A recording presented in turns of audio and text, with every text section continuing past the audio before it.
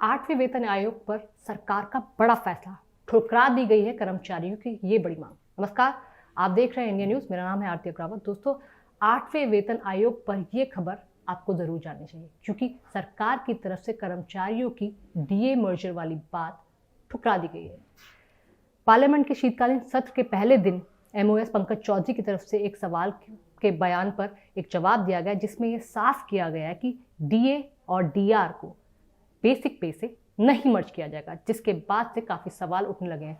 दोस्तों, 8th पे commission के गठन के बाद से ही सेंट्रल गवर्नमेंट कर्मचारियों की तरफ से ये मांग उठ रही थी कि डीए और डीआर के साथ बेसिक पे को मर्ज किया जाना चाहिए, जिससे उनकी सैलरी पर फायदा होगा। क्योंकि डीए और डीआर नहीं बढ़ाया जा रहा है, तो कम से कम अगर बेसिक पे से डीए और डीआर मर्ज हो जाता है तो सरकारी कर्मचारियों को और पेंशनर को काफ़ी फायदा होने वाला है। लेकिन पार्लियामेंट के पहले सेशन के पहले दिन ही ये साफ कर दिया गया है कि ऐसा कुछ नहीं होने वाला। सरकार की तरफ से, केंद्र सरकार की तरफ से ऐसा कोई भी मामला विचाराधीन नहीं है, जिसके बाद से काफ़ी सारे सवाल और काफ़ी सारे कन्फ्यूजन केंद्रीय कर्मचारियों और 69 लाख पेंशनरों के मन में उठने लगे हैं। इसके साथ ही मैं आपको बता दूं दोस्तों, 31 दिसंबर 2025 को 7वें पे कमीशन का टेन्योर पूरा हो जाएगा। लेकिन इस पर भी सवाल उठ रहे हैं, क्या 1 जनवरी 2026 से 8वां पे कमीशन लागू हो पाएगा, जिसको लेकर भी काफ़ी असमंजस है। और माना यह जा रहा है कि 8वें वेतन आयोग को लागू होने में कम से कम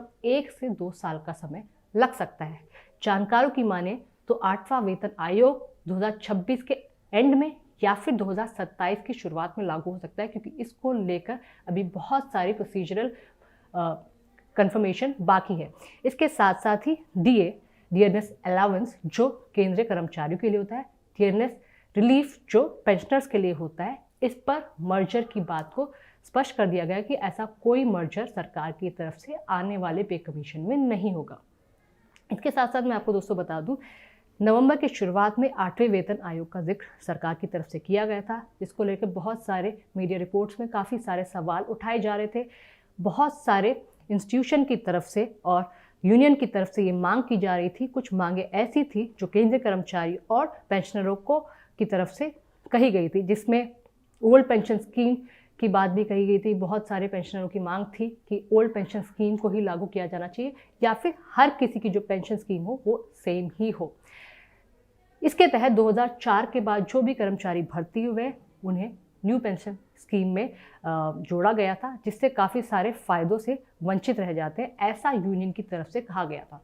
और दूसरी मांग ये सामने निकल कर आई थी कि अगर न्यू पेंशन स्कीम के तहत ही सारी पेंशनें मिलती रही तो ऐसा लगता है कि ये उनका फंडामेंटल राइट थी, उन पर कोई रहमो करम किया जा रहा है। इस तरह की बातें लगातार केंद्रीय कर्मचारियों की यूनियन की तरफ से आई गई थी। लेकिन सबसे बड़ा सवाल डीए और डीआर को लेकर था, महंगाई भत्ते को लेकर था। उसको सरकार ने फिलहाल साफ कर दिया कि सरकार का फिलहाल ऐसा कोई विचार नहीं है कि बेसिक पे के साथ डीए और डीआर को मर्ज किया जाए।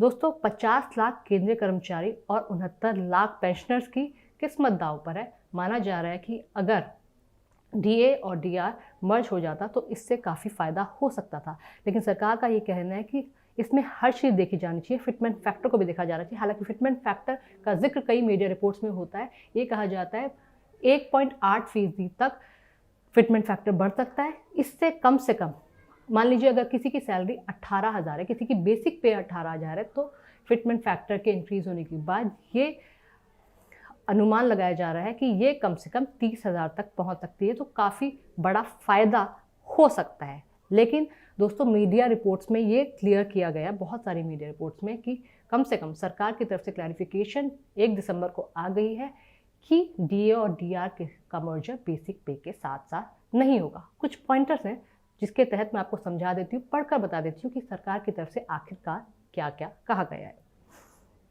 तो दोस्तों, बहुत सारे लोग वेट कर रहे थे कि क्या डीए और डीआर को मर्ज किया जाएगा। उसका बयान पंकज चौधरी की तरफ से आ गया है। इसके साथ साथ 8वें वेतन आयोग के लिए ये भी माना जा रहा था कि अभी तक सरकार की तरफ से कोई रिपोर्ट या फिर जानकारी किसी भी सरकारी हैंडल पर नहीं दी गई है कि कब से 8वां वेतन आयोग लागू होगा। इसको लेकर भी काफ़ी सारे सवाल कर्मचारियों के और पेंशनर्स के मन में थे। लेकिन अब वित्त मंत्रालय ने काफ़ी सारी चीज़ें साफ की है। और हालांकि एक चीज़ और भी जोड़ी गई, ये भी कहा है कि ट्विटर पे कम से कम ये कहा गया था कि डीए और डीआर को जोड़ने जैसी बात सरकार की तरफ से बिल्कुल भी उनके ब्लूप्रिंट में नहीं है, कम से कम 8वें वेतन आयोग के लिए तो शामिल नहीं।